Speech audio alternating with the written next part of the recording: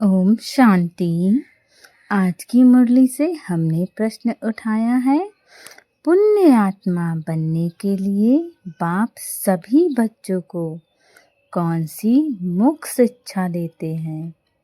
बाबा हमें क्या विशेष बातें बताते हैं कि हम पुण्य आत्मा बन सके, क्योंकि जो पुण्य आत्माएं होती हैं उनके जीवन में सब कुछ बहुत सरलता से होता है।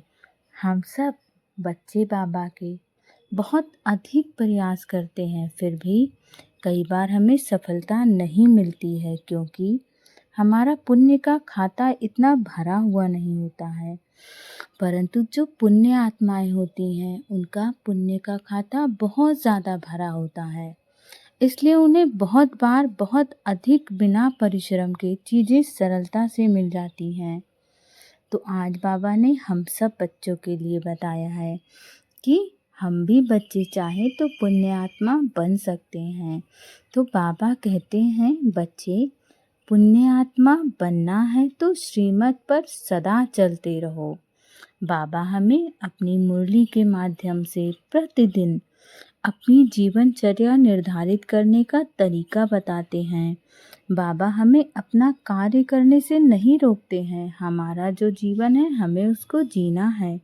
बाबा नहीं कहते हैं कि गृहस्थ को छोड़ दो, परंतु बाबा प्रतिदिन हमें अलग अलग स्वमान देते हैं, हमारे प्रश्नों का उत्तर देते हैं, हमारी समस्याओं का समाधान देते हैं। तो हमें मुरली बहुत ध्यान से पढ़नी है। यदि बाबा कहते हैं कि किसी के बारे में व्यर्थ बातें नहीं करनी है, तो हमें उन व्यर्थ बातों को करना बंद करना होगा। बाबा हमें बताते हैं कि बच्चे हमेशा खुश रहो, तो हमें हमेशा खुश रहना प्रारंभ करना होगा। बाबा का यही तो श्रीमत है, और यही तो बाबा कहते हैं कि श्रीमत के अनुसार सदा चलते रहो।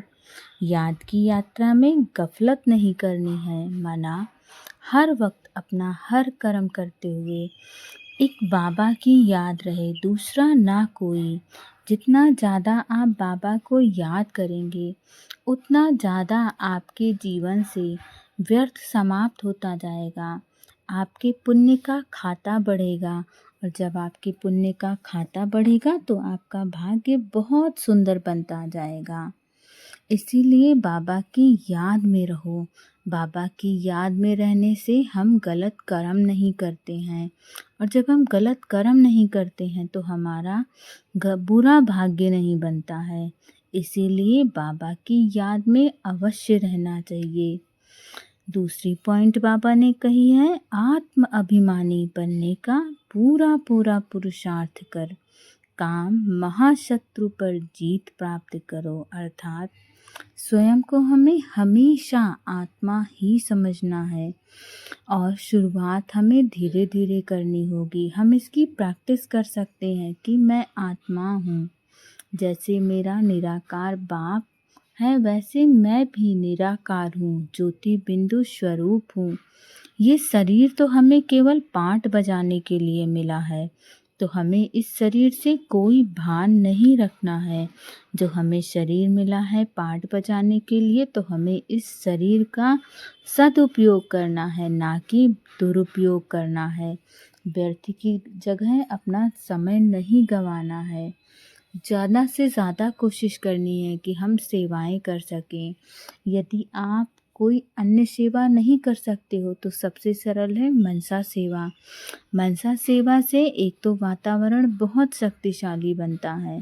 जो हम बातें कहकर लोगों को नहीं मनवा सकते हैं, वो हम मनसा सेवा के माध्यम से मनवा सकते हैं। इसीलिए बाबा की सेवा ज़रूर करो, और यही समय है पुण्य आत्मा बन इस दुख धाम से पार सुख धाम में जाने का।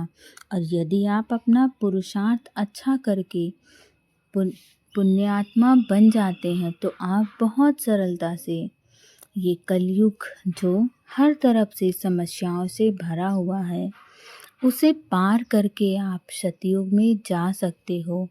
आपकी सतयुग में एक सीट पक्की हो जाएगी। इसीलिए जितना हो सके परमात्मा को याद करिए, अपने आप को पुण्य आत्मा बनाइए, व्यर्थ कर्मों से स्वयं को मुक्त कीजिए। और इस तरह जब आप पुण्य आत्मा बन जाएंगे तो आप सतयुग में राजाई प्राप्त कर पाएंगे। और दूसरा, ये सब शिक्षाओं को हम अपने जीवन में धारण करके अपना यही जीवन बहुत सुंदर बना सकते हैं। तो इस प्रकार यदि आपको ये वीडियो पसंद आए तो प्लीज़ इसे लाइक शेयर और सब्सक्राइब ज़रूर करिए। ओम शांति।